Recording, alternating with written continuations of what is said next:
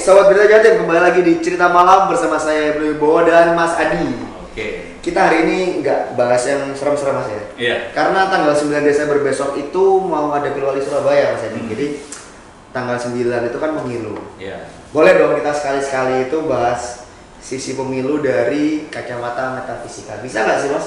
Bisa. Bisa ya? Bisa. Nah, Pilwali ini kan ada dua paslon di Surabaya. Yang paslon nomor 1 itu Edi Cahyadi. Iya. Paslon nomor 2 itu Mahfud Arifin Mujiono. Kalau dari kacamata Mas Adi, seperti apa terawangannya? Ini kita terawang dari apa dulu? Dari sudut pandang apa nih? Oke, jadi kalau metafisika itu biasa itu kan ada dua jenis ya. Oke. Yang pertama itu jenisnya yaitu based on energy. Energi itu gimana? Jadi melalui penerawangan. Oke. Nah, yang kedua itu melalui perhitungan. Perhitungan apa yang gitu? Perhitungan jadi dari tanggal lahir paslon tersebut. Oh iya. Supaya adil kita lakukan dua-duanya, gimana Mas Adi? Boleh. Tadi kan tanggal lahirnya sudah saya kasih kan ya. Oke. Sebelum kita mulai, kita buka aja, kita nggak ada yang kita tutupi di sini. Dimulai sekarang Mas Adi? Boleh. Ini apa dulu nih? Perhitungan dulu nggak apa-apa. Perhitungan dulu. Oke, Oke. gimana nih? Jadi Perhitungan. kalau dari perhitungan, Ya. kalau kita based on elemen, Ya. elemennya Pak Eri, Hmm. pertama itu adalah elemennya adalah api ya kalau saya lihat itu. Oke. Nah, api di sini ini menjadi power Ya. apabila ada elemen logam. Oh. Nah, kebetulan iya. dari beberapa dekadenya paceknya itu Ya. ada logam-logam itu banyak sekali. Oke. Nah, tahun ini juga ada tahun logamnya. Tahun ini tahun apa Mas? Tahun tikus logam. Oh, tikus logam ya. Ya, Iya. gitu. Jadi powernya tuh besar. Dan kalau saya lihat dari paceknya tersebut, itu memang keberuntungannya hokinya besar sekali. Wow, oke. Jadi untuk berkarir dan lain sebagainya itu bagus. Berarti bagus-bagusnya ya. Itu begitu. Oke, ini Pak Eri ya? Pak Eri. Oke. Lalu Pak Mujiono. Mujiaman. Apa? Pak Mahfud Arifin. Mahfud.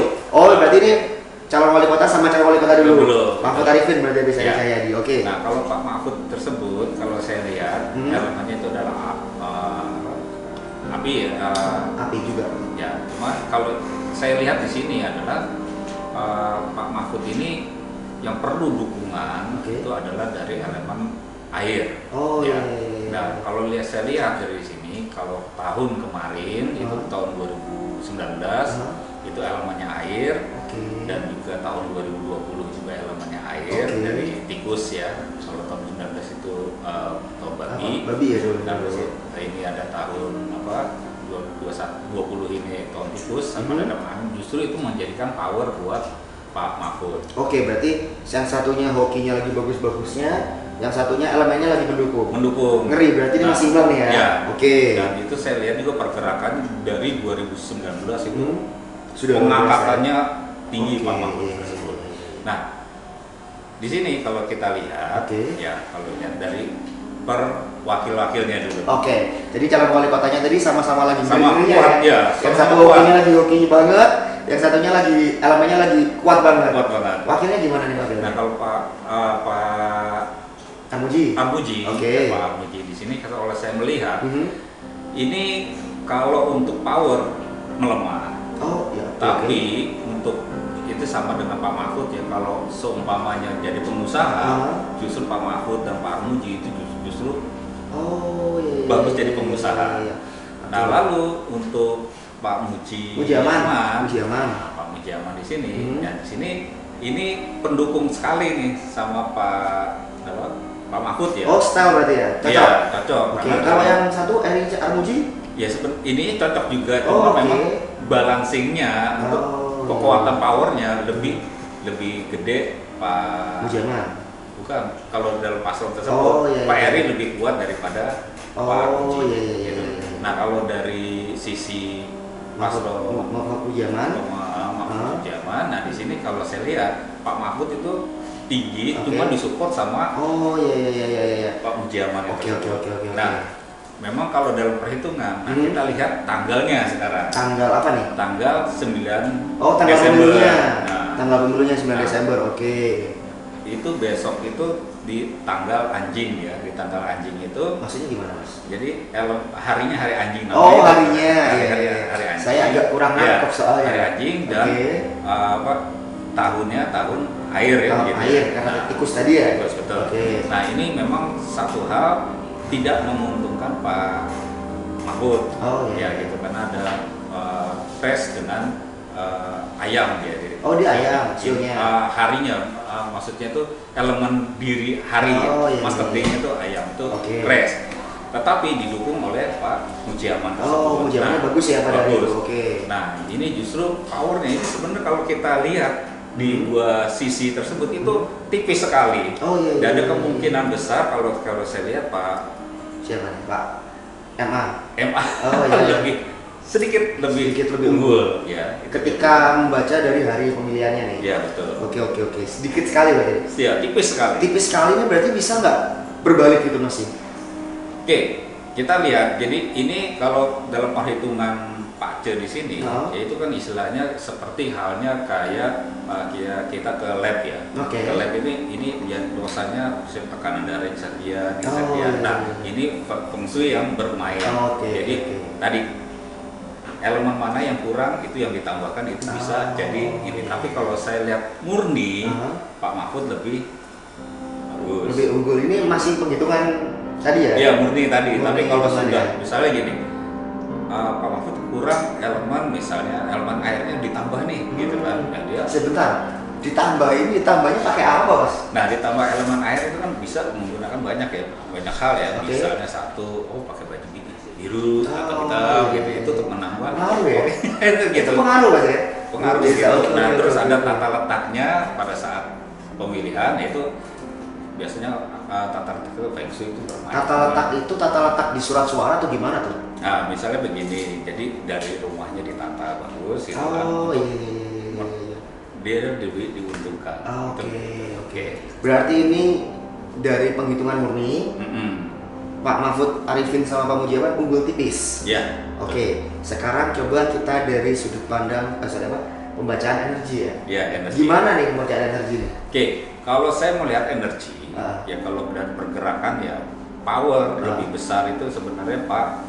Sebentar, lihat energi ini gimana Mas? Nah, energi powernya ya, jadi auranya ya. Oh, membaca aura? Auranya. Oke, membaca auranya gimana tuh? Nah, kalau lihat dari auranya, Pak Mahfud itu lebih besar daripada Pak Heri. Oke, aura power ini ya? Power ya. Oke. Pengaruh nggak sih Mas? Latar belakangnya kan Pak MA dulu polisi, Pak Heri birokrat. Pengaruh nggak sih itu sama aura powernya? Ya pengaruh sekali. Oh iya ya? Pasti pengaruh gitu ya. Nah, cuman lihat dari sini kan power besar itu dia memberikan apa sih namanya tentang pendobrakan sesuatu program dan lain sebagainya. Dia nating tulus gitu kan. Nah, tetapi kalau dalam satu sisi Pak Heri itu mungkin dia punya ide, cuman kan harus menunggu, mungkin ada approval dari mana dulu. Oh, serius? Itu ini baca energi? Baca energi itu begitu? Iya. Oke. Nah, kalau dari sudut pandang energi nih, tadi yang secara penghitungan kan sudah mana yang unggul tipis. Kalau sudut pandang energi, satu paket gimana Mas Adi? Atau mungkin Mas Adi harus terawang dulu? Saya nggak ngerti gimana teknisnya. Oke, saya terawangkannya begini. Paslon itu wakil itu pengaruh ya. Karena setiap pasangan itu punya namanya power masing-masing. Apakah saling mendukung, apakah kuat gitu ya. Oke, saya akan melihat dulu. Gimana tuh? Ini gimana Mas Adi semedi gitu? Nah, ini saya Oh iya. Saya nggak boleh ganggu berarti ya. Oke, sobat berita Jatim jangan diganggu dulu. Beliaunya lagi mau nerawang nih. Oke, saya sudah mendapat gambaran. Kok cepet Mas? Saya kira itu bakal kayak gimana? Kok cepet sekali? Ya. Gimana tuh? Jadi gambarannya sebenarnya gini. Gampangannya mana power yang lebih besar. Jadi nomor saya memvisualkan angka 1 dan angka 2. Gitu kan. Mana yang kira-kira lebih bernyala besar. Nah, itu sama-sama terang, tetap yang Pak MA lebih terang. Ya. Tipis tadi ya? Tipis tadi. Oke, secara penghitungan tipis, secara energi tipis. Mungkin nggak ini berbalik secara metafisik. Soalnya saya mikirnya gini sih, kalau misalkan sepak bola aja deh, pertandingan di atas kertas saya lihat, yang kubu A menang tipis. Waktu pertandingan bisa menang yang B juga gitu. Sama nggak sih?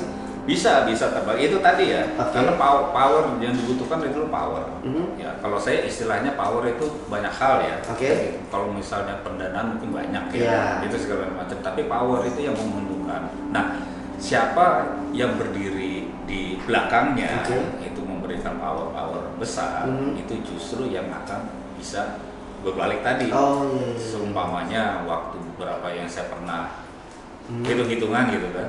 Oh, misalnya ada suatu presiden misalnya gitu, itu ini kelihatannya harinya jelek. Oh Gitu kan. iya. Hitungan pasti jelek. Iya. Nah, tetapi kok dia bisa menang? Kenapa kok dia bisa menang? Oke. Gitu. Nah, ternyata dari wakilnya dia bagus dan terus ada beberapa pendukung-pendukungnya juga memberikan support. Itu gitu. Itu kan tadi analisa soal paslon yang kuat Mas ya. Iya. Saya penasaran nih terakhir sebelum kita selesai. Mungkin nggak Pilwali Surabaya ricuh karena hari ini pendukung keduanya itu sudah heboh sih ya. Hebohnya sih masih heboh di dunia maya, bukan heboh yang kayak Pilgub DKI belum, jangan sampai. Tapi kalau dari kacamata Mas Adi seperti apa? Ricuhnya pasti ada ya. Ricuhnya ini gimana nih? Ricuh di Ricuhnya dunia itu maya atau ricuh di Di beneran? dunia maya lebih ini. Tapi kalau saya melihatin hanya pendukung-pendukung daerah-daerah tertentu saja yang ada istilahnya ribut ya. Tapi nggak separah di Jakarta. Kalau dunia maya itu pasti. Di dunia maya pasti ricuh, di dunia nyata apa? Di kehidupan yang sehari-hari ini kericuannya itu sampai separah apa Mas Adi? Nggak parah kok. Hanya gesekan itu aja. Adu hantam, adu pukul, gesekannya seperti apa? Ada bagian tertentu saja. Serius Mas? Ya, cuman nggak parah kok gitu. Tapi kan tetap aja ngeri Mas, jadi. Nah, karena gini, gimana? satu hal yang perlu diingat bahwa Jawa Timur di sini sudah ada yang menjaga. Ya, itu di lain sisi ya. Dalam sisi ya. Ya, Itu adalah Jawa Timur khususnya Surabaya ini adalah prototipe dari Indonesia. Itu kayak begitu. Kalau ini ricuh, Jawa Timur ricuh. Lainnya juga bisa. Lainnya bisa ricuh ya. ricuh. Tapi masih mungkin terjadi itu baku hantam. Iya, masih tapi kecil kayaknya. Level sebentar kecilnya ini jangan-jangan perspektif kecil saya dan perspektif kecil Mas Adi itu beda gitu. Seberapa Mas? Ya misalnya gini, hanya beberapa titik di ya istilahnya itu bukan kecamatan ya, tapi ya kelurahan lah paling yang di mana satu penduduknya itu sama-sama kuat. Itu aja. Iya. Wilayah mana Mas? Bisa nggak sih Mas dibaca seperti itu? Ini maksudnya bukan apa-apa nih sobat Berita Jatim, tapi supaya kita sama-sama bisa preventif. Yang di wilayah situ mungkin bisa saling menahan diri supaya nggak kejadian gitu kan? Ya. Bisa dong Mas. Ya. Kalau lihat Surabaya di peta itu ada yang di utara dan timur. Timur situ berarti Mas ya? Oh iya. Utara dan timur ya? Iya betul. Oke. Itu aja yang paling itu. Oke, sip. Oke, sobat Berita Jatim. Terakhir nih, mungkin Mas Adi ada imbauan lah dari kacamata metafisika. Saya juga nggak ngerti soal Pilwali ini seperti apa. Disampaikan dulu lah Mas. Oke, baik. Sebenarnya Pilwali dari Jawa Timur khususnya Surabaya itu adalah prototipe di Indonesia. Jadi usahakan warga Surabaya khususnya itu kalem saja, tidak usah panas karena nantinya itu akan berefek ke daerah-daerah di luar Jawa Timur khususnya itu seperti itu. Itu saja. Oke, sobat Berita Jatim, jangan kemana-mana, tetap pantau terus Cerita Malam seperti pesan Mas Adi tadi. Buat kalian yang warga Surabaya di utara sama timur, tolong lebih dikondisikan supaya Surabaya tetap damai, aman dan Pilwali bisa berjalan kondusif. Saya Ibnu Wibowo, sampai jumpa.